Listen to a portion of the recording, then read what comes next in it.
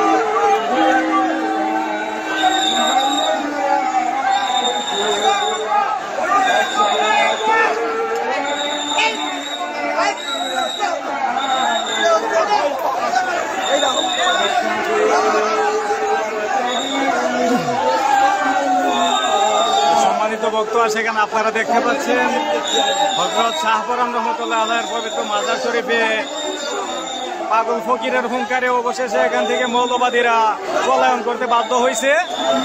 তো আশা করি বাংলাদেশের প্রত্যেকটা দরবার শরীফে যদি পাগল ফকিররা এভাবে হুঙ্কার দেয় বাতিলরা পলায়ন করতে বাধ্য হবে, বাতিলদের সাহস হবে না যে বাংলার জমিন থেকে কোনো ওলিয়া উলিয়ার দরবার উচ্ছেদ করার মতো।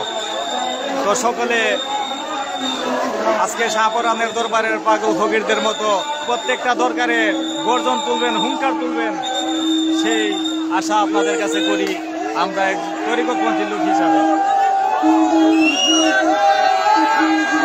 সবাই ভালো থাকবেন, সুস্থ থাকবেন, সকলের প্রতি শুভকামনা।